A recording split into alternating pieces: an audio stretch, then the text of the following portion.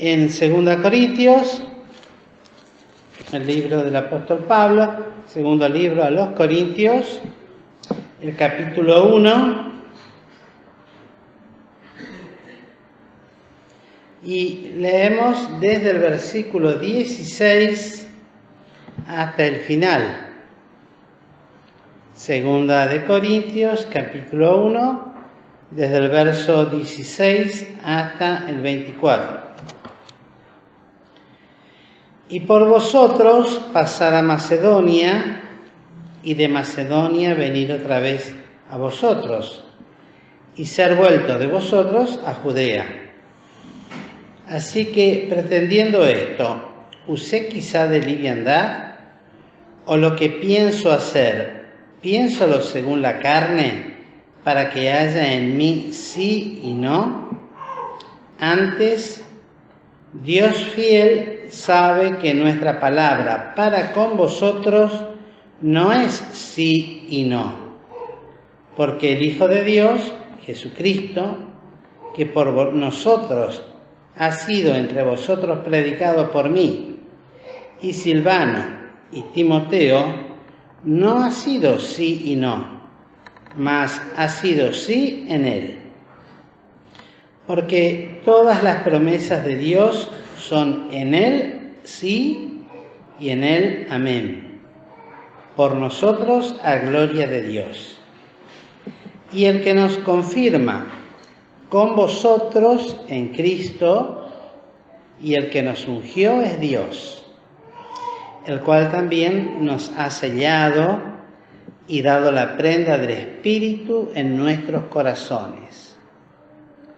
Mas yo llamo a Dios por testigo sobre mi alma, que por ser indulgente con vosotros no he pasado todavía a Corinto.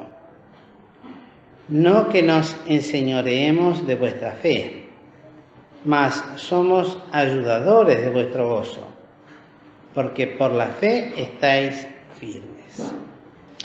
Pasaje bendito de la palabra de Dios, que cuando lo leía hoy, durante el día, pensando en algún pensamiento para compartir con ustedes, lo primero que vino a mi corazón y a mi mente fue nada que ver con el pensamiento relativista, que es un pensamiento que surge de pensamiento filosófico, que no es nuevo, es tan viejo como la humanidad misma, pero que tomó mayor auge en el tiempo de la filosofía y de los grandes pensadores. Y es un pensamiento que atenta totalmente contra las verdades, las promesas de Dios, y que de esta manera el apóstol Pablo lo va afirmando en el Señor Jesús, y al decirnos en el 20, por ejemplo, porque todas las promesas de Dios son en Él sí, con mayúscula, y en Él amén. Es decir, una total seguridad. Y el pensamiento relativista justamente niega, bajo todo punto de vista, todo pensamiento de verdades absolutas. Nada es absoluto, todo es relativo. Y considera, aparte de todo, es una manera, podríamos decirlo como inculta, porque no tiene argumentos sólidos, sino que como todo es relativo, nada es firme, nada es sólido, considera todo saber como incompleto. Y entre una de las cosas que se obsesiona el pensamiento relativista es probar que todas las creencias son capaces de resistir a la crítica, o sea que ninguna quiere ser puesta a crítica, y de buscar el modo en que cualquier creencia pueda ser puesta en cuestionamiento. Es decir, cuestiona todo. ¿Y por qué cuestiona todo? Porque sostiene que el pensamiento humano es relativo, porque es subjetivo e incapaz de ser objetivo. Siempre se inclina y que está influenciado todo pensamiento humano por la historia y por otras ideas ya preconcebidas. Y todo esto, por supuesto, en el orden humano, y su mayor enemigo del pensamiento relativista es la palabra de Dios, porque justamente no hay cosa más firme y segura que ello. Busqué 2 ejemplos nada más para que veamos cómo el pensamiento relativo actúa en medio nuestro permanentemente, aún a través de pensamientos que podríamos considerar hasta de los más simples, pero está presente en todas las cosas cotidianas de la vida del hombre. Uno de ellos, por ejemplo, es considerar que las personas tengan relaciones prematrimoniales antes del matrimonio, pero también hay que aceptar y entender las razones por las que generaciones anteriores personas no lo hicieron, o sea, aceptar los 2 pensamientos, que tanto uno como otro es válido. El actual pensamiento, que hay una libertad total en ese sentido, como también es válido pensar lo que antes se hacía, pero que las 2 son iguales, que no hay. Considerar, por ejemplo, que las personas consuman alcohol es algo natural, y también, y es notable, porque siempre está ese pero también respetar a las personas que sí lo hacen, ya sea, las que no lo hacen, y respetar a las que sí lo hacen también. O sea, entran las 2 dentro de la misma categoría, se aceptan las 2 como pensamientos y como formas de vivir y de actuar totalmente normales. Tiene sus consecuencias, tales pensamientos relativistas, donde nada es absoluto, todo es relativo, todo es cambiante. ¿Por qué? Porque genera personas superficiales, mediocres, y contagia a otras personas de una enfermedad que tiene que ver con el hecho de que no se asume ningún tipo de responsabilidad,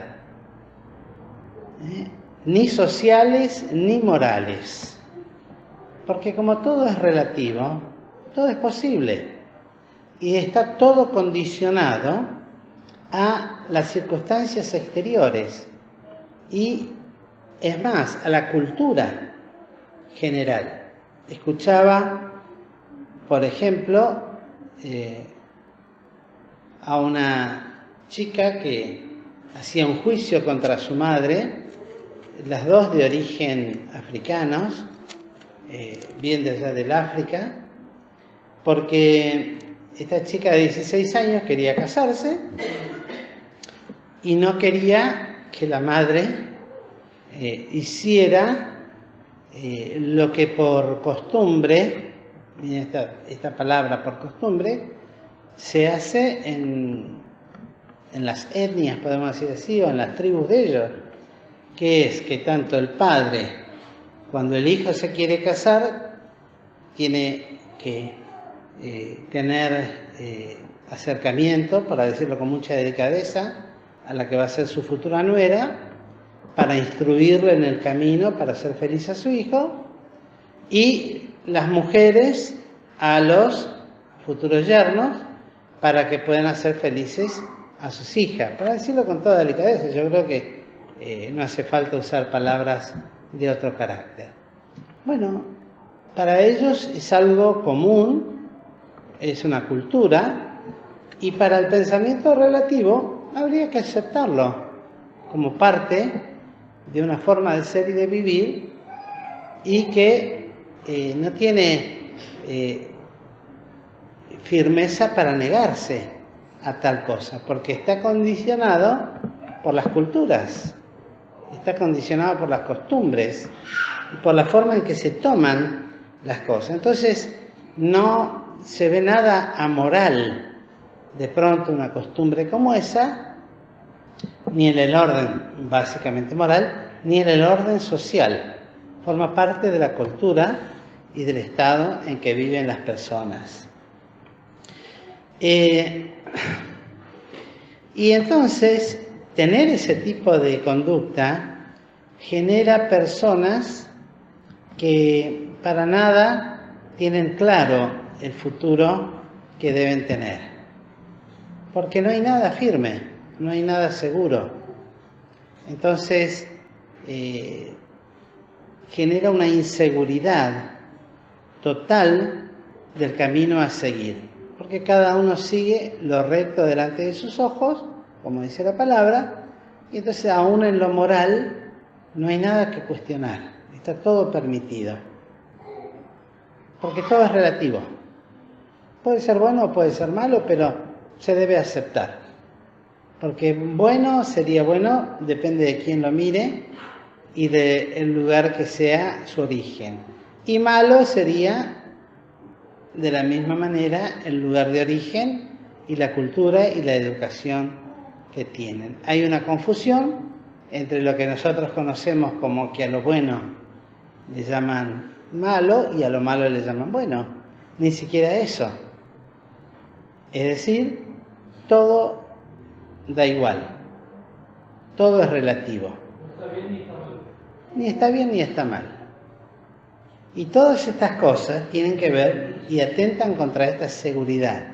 Y me llamaba la atención que acá el apóstol dice justamente que Dios fiel. Y cuando hablábamos de fidelidad no recuerdo quién mencionaba la palabra fiel este domingo. A veces no recuerdo en cuál de las reuniones, pero la fidelidad habla de una conducta y de algo que no varía, de algo que es perfecto, preciso, ¿no? Fiel se utiliza, por ejemplo, para la agujita de una balanza, antiguamente, ¿no? Que es fiel, que marca lo que tiene que marcar. Y las promesas de Dios, que tienen que ver con la palabra de Dios, con todo el conjunto de la palabra de Dios, que no es una parte que se toma y otra parte que se deja. Nosotros hemos aprendido y tenemos por firme convicción el hecho de que la palabra de Dios debe ser tomada desde el Génesis, desde la primera letra hasta el Apocalipsis, hasta el último punto.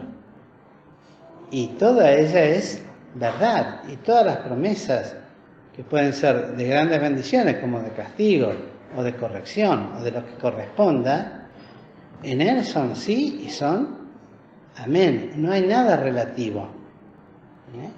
Es todo absolutamente fiel y firme.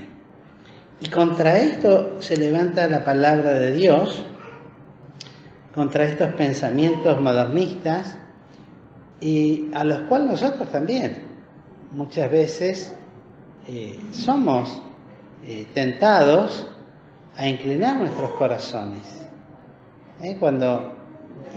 Pero hay que entenderlo por esto, por aquello. No es que no hay que tener misericordia de las almas, por supuesto, pero sí hay que tener las cosas bien en claro y dejarlas bien en claro, por el hecho de que hay un propósito que Cristo ha confirmado en el llamamiento de los que llamó a presentar esta palabra. Hay una realidad absoluta en cuanto al sello del Espíritu Santo en el corazón, el cual nos ha sellado y dado la prenda del Espíritu en nuestros corazones.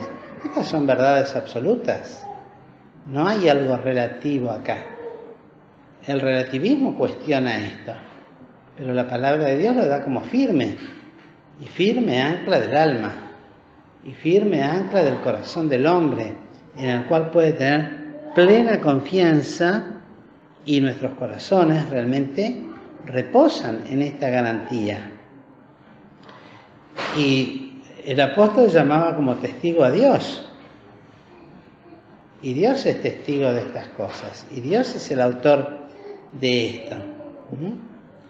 Y por lo tanto, entonces, hermanos, ¿cuánto más debe ser para nosotros firme esta palabra? Esta expresión es cuando dice, Dios fiel sabe que nuestra palabra para con vosotros no es sí y no, en el sentido de que puede ser sí o puede ser no, una misma cosa.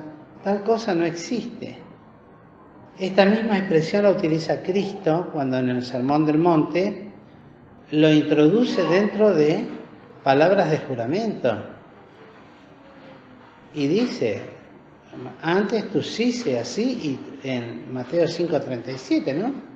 Tu sí sea sí, tu no sea no, porque todo lo que es más de esto de mal procede. Y luego lo utiliza Santiago también, que no juremos por nada. Antes nuestro sí sea sí y nuestro no sea no. Y esto habla, sobre todas las cosas, de algo que tiene que acompañar a este pensamiento bíblico, escritural, que es la conducta del creyente. No solamente que sea un hablar o un decir, sino que esa firmeza de carácter y de fe y de conducta esté apoyada por una manera de vivir acorde a esto. Que no sea una vida relativa, que por un lado puede ser sí o puede ser no. Nosotros tuvimos en un tiempo una hermana que tenía esta costumbre de decir sí y no, como diciendo, bueno, en parte sí y en parte no, porque siempre le veía la otra parte también a las cosas.